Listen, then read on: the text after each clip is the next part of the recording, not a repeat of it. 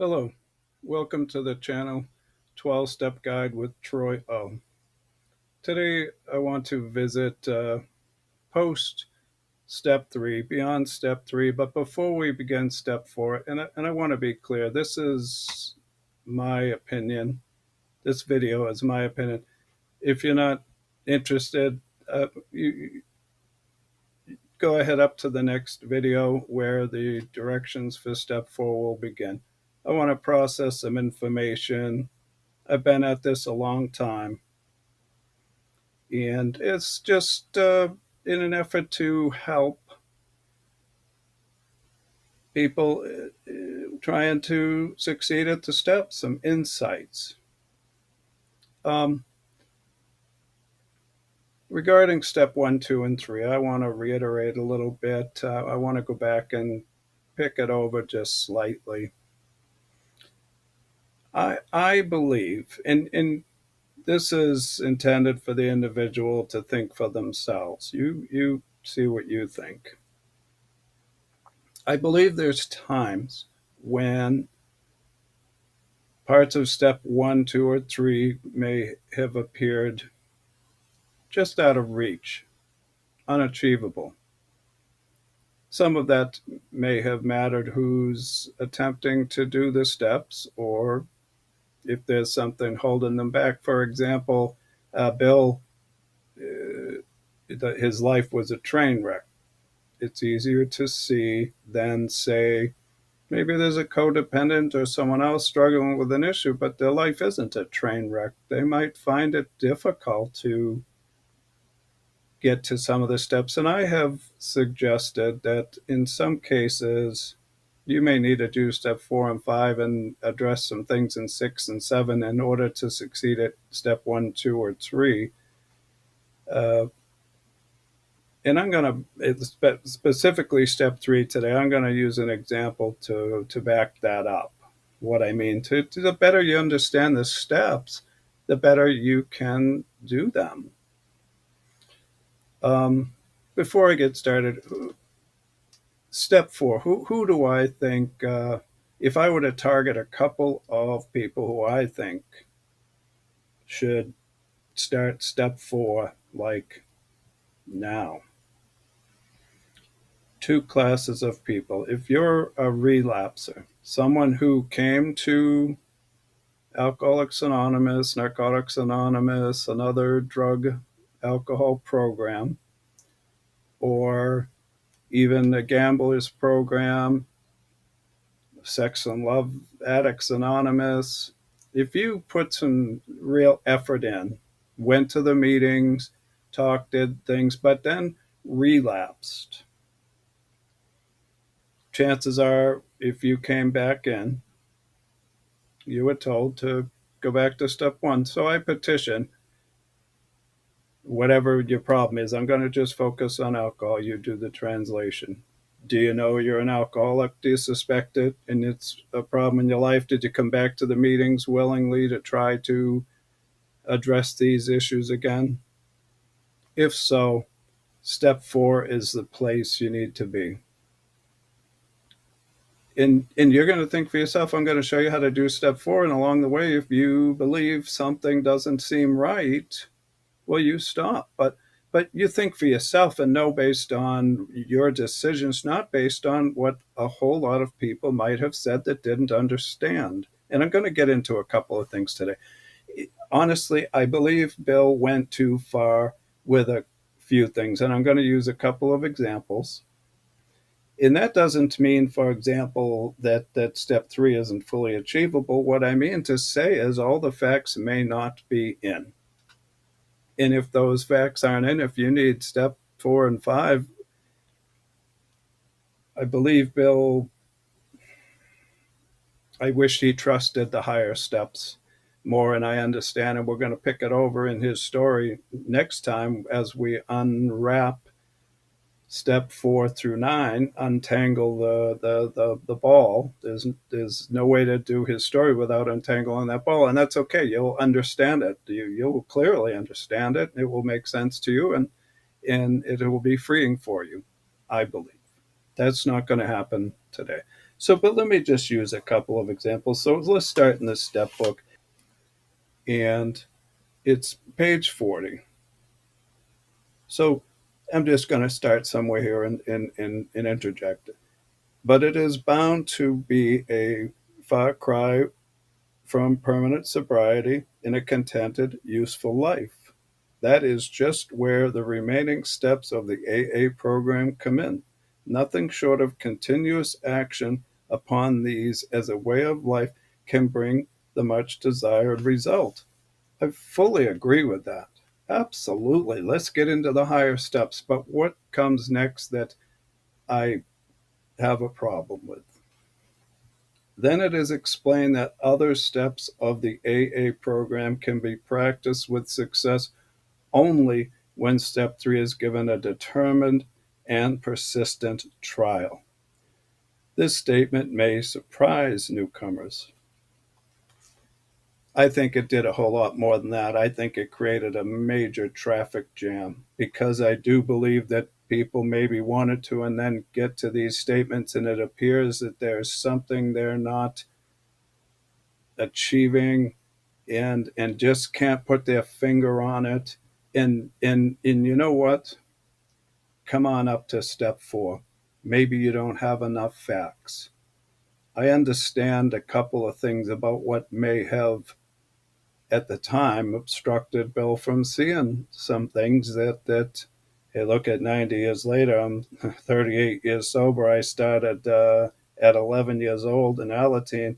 I've been around a while, and I was exposed to the program through my mother, who's got 10 years on me, and I'm teaching this stuff. So this is an effort to help some people be able to get past that in an effort to deepen and broaden steps 1, 2, and 3 by doing some higher steps. And if you think things are potentially unachievable, can't quite get them, I assure you, step 4 is quite achievable. There's no mystery to step 4 when we get into it. It is very, very achievable. So so now I'm going to go over to the big book, and I want to visit another step 3 that I just wished he didn't go. Maybe he just went too far. Again, not because I don't think the step is achievable, but maybe in my mind, we could have trusted the higher steps more, and I do. So there's this nice prayer, and if you're atheist, well, you're going to have maybe a problem with the prayer either way. So whatever. But if anybody can embrace this prayer and likes this prayer, I think it's a helpful one.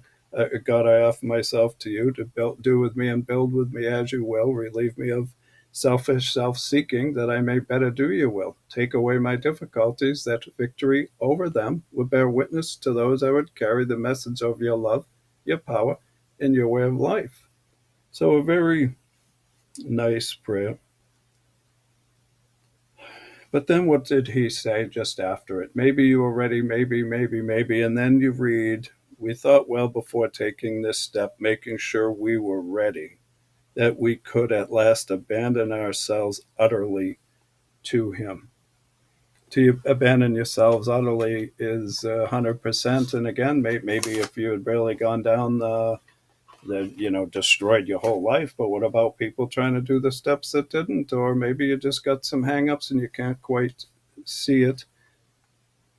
I've also introduced you to the early 6-step programs. One of those 6-step programs totally jumped over steps 2 and 3, and it's sort of visited later in the steps. We'll get to that.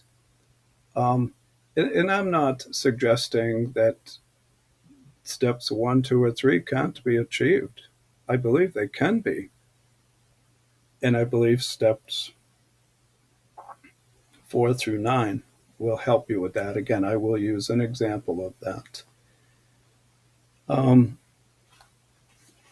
What we're going to do is we're going to, because there's something Bill isn't telling us, and as a sponsor in step 5, if you're hearing a story, now there's a couple of different ways to do in the past, people I've heard do a 4 step. One is this writing out all this information. So if you took Bill's story and all this is written out, and then goes to step 5 to express it to his, after writing out his resentments and all, express it to his sponsor, what does he do?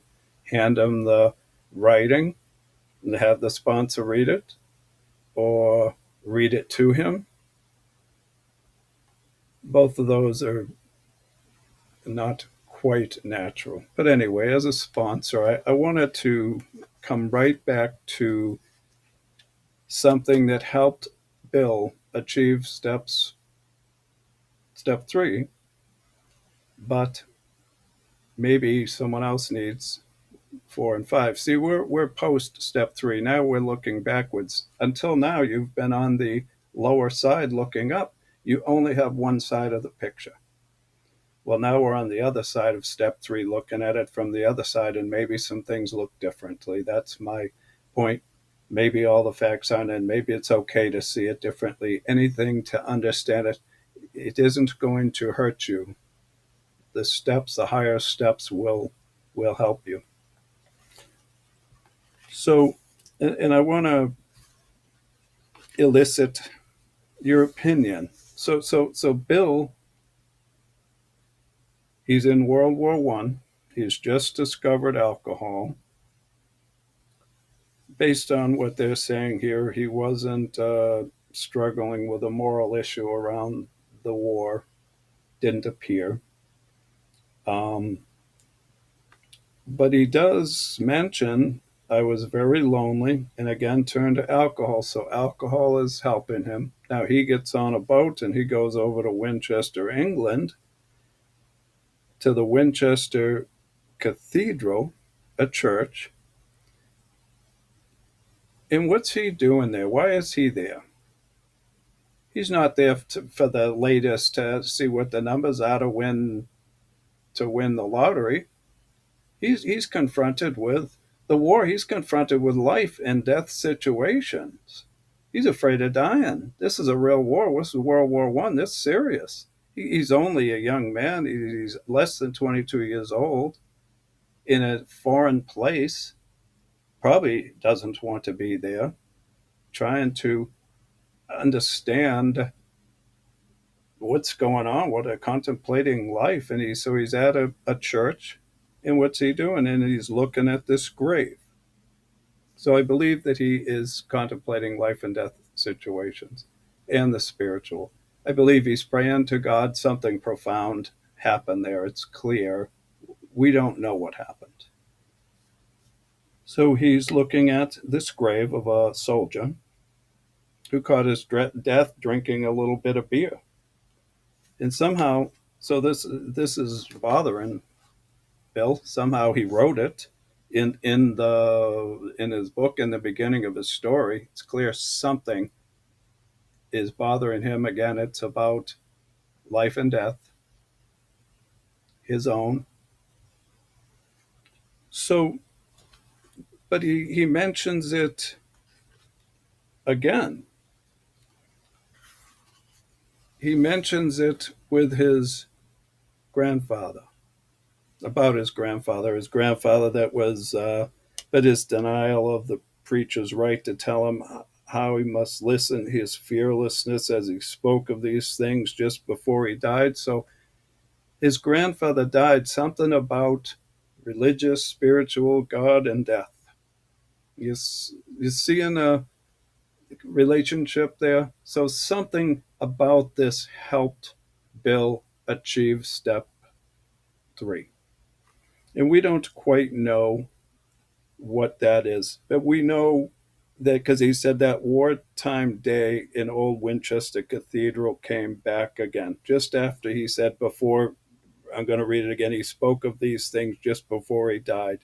These recollections welled up from the past. They made me swallow hard. That wartime day in old Winchester Cathedral came back to me. Something happened at the Winchester Cathedral with Bill. And he's going to get into it more. Again, along the way, just before he takes step three, what's he say? He's talking about his experience now again at that cathedral. The real significance of my experience at the cathedral burst upon me. So, what was that real significance? We don't know, but we know something significant. It has to do with life and death and spiritual. There had been a humble willingness to have him with me. So, Bill was open to having God in his life back there when he was at that cathedral as a young man. And he came, so God came to him then. But soon the sense of his presence had been blotted out by worldly clamors, the war, drinking, whatever else, mostly those within myself. So something inside of him stood in the way of that. And so it had been ever since how blind I had been. And then we know at the hospital I was separated from alcohol for the last time. Treatment seemed wise. This is treatment for the DTs, not a drug alcohol treatment center we have today. Fright showed signs of delirium tremors, and there he humbly offered himself to God. So the theme is going to be spiritual life and death. And I'm taking that because Bill did. And I'm going to look for more of that in his writings. I think we're going to find more about it. We might even get an idea. See, it's finding what you don't know. You offer up what you do know in an effort in step 4 and 5 to find out what you don't know about yourself, what's driving you, what's making you tick. Okay, so let's imagine a scenario where you found it difficult or unachievable to do step 3, but look, there's permission to move on. If you could use the meetings as your higher power, then that would be sufficient. So you've gotten to this point.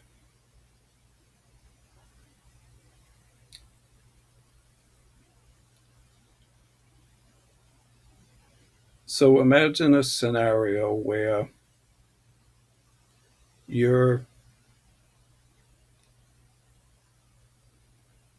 you've had a bad relationship with someone with whom you care about deeply in love and respect, and something happened in the relationship. It broke down, either just normal life stuff, or hey, maybe the alcoholic drug addict you were drinking and drugging, and whatever happened, something didn't go well, and then the person goes ahead and drops dead. And maybe you're burning with guilt. Maybe you're roasting with it. It's permanent. And you'd like their forgiveness. How do you go about getting that? I believe there is a way for, for spiritually. I believe that step 4 and 5 is the beginning of this. And I believe this will present additional information, motivation, facts, and what exactly does all that look like? Well, I'm not going to get into that just now. It's different for everyone. It can be. Because there's a couple of different types of sobriety. There's the type where you put the drink down, but regret the past and wish to shut the door on it. And that's the type where maybe you put the drink down and maybe you pick it back up. And then there's a type of sobriety where you put the drink down and keep it down, and you don't regret the past, no wish to shut the door on it. Who can forgive you once someone has passed? truly forgive? Who has that? If that is something, it's one example. There is others. And why would someone want to do step 4 and 5? There's in Bill's story when he took step 3. There's a little bit more information, and we're going to get into it next. But there's one sentence here why it's not step 3, it's beyond step 3. Okay? It's in the higher steps. And let's say just for the alcoholic or addict, certainly anyone, there's a reason to do the steps. But why would you want to do them? And here's the one sentence that answers that question. This is Bill speaking.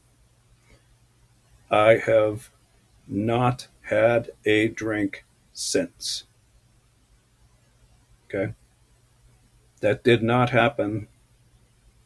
See, Bill did steps. He was still at the hospital when he did, well, he was drunk when he did 1 and 2. He was at the hospital when he did 3. And something else is interesting. When did Bill start step 4? And we're going to get into that next time. We're going to start right there. The next time, once I clear this stuff out, I hope you find this helpful. Just a little, it's okay to come on up to step 4. You can trust step 4. I'm going to show you how to do it right out of the big book. We're going to take it slow. And I believe that, again, if you look, if you're in the Department of Corrections, if you're in jail, are you afraid whatever happened, how you got there, could happen again? Statistically, if you're in jail once, you're going to be there potentially again. Unless you're purely innocent and something, happened, and you absolutely positively can guarantee that you're not, it could never happen to you again. What's changed? Why is it not going to happen again? What have you done to change it? Do you think just going to jail or debt to society? I'm here to tell you, I don't believe there's any. It doesn't do what. Who's are you helping anybody? Maybe you are. Does this helping anybody? Do step 4 and 5, and I'll have some suggestions along the way. There's a right way to do it, a safe way to do it.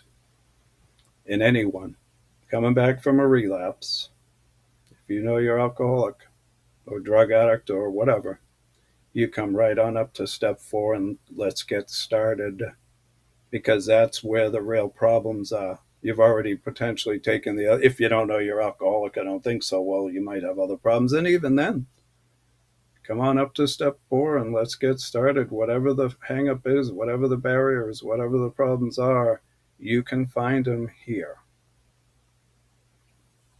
And these are messages you don't necessarily receive at the meetings because a lot of people don't understand it, or by the time they get to it, the step 4 that I sort of ended up doing before I knew how was so discombobulated. I got there, but I couldn't tell you how.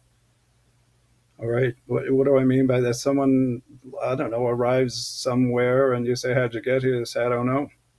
Someone else, how'd you get here? Well, I took a left and a right and a left and right. There's 2 different kinds. Oh, they're there. We're there. We're going to meetings, talking about your problems, having a sponsor. You're doing these things. You're getting there, but there's a discombobulated way, or there's a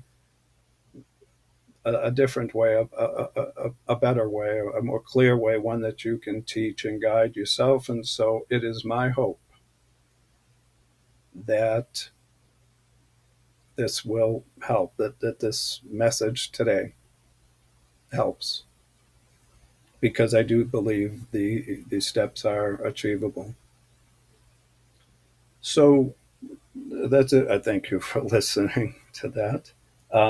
I'm going to start right out of the big book. We will first pick over Bill's story. We're going to first look at when Bill did steps, the steps, the higher steps, step 4. And we're going to unwrap the knot, the ball, because it's not so clear as that, but you'll understand it.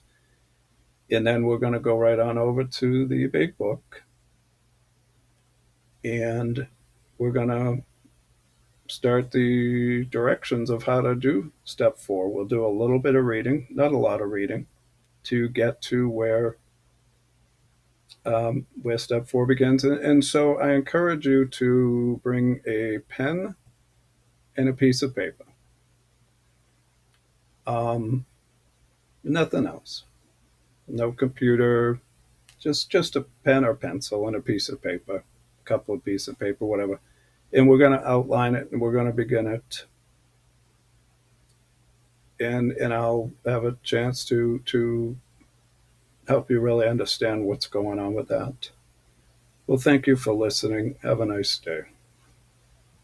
If you found this video helpful, please like and subscribe. Ring the bell to be notified when new content is added.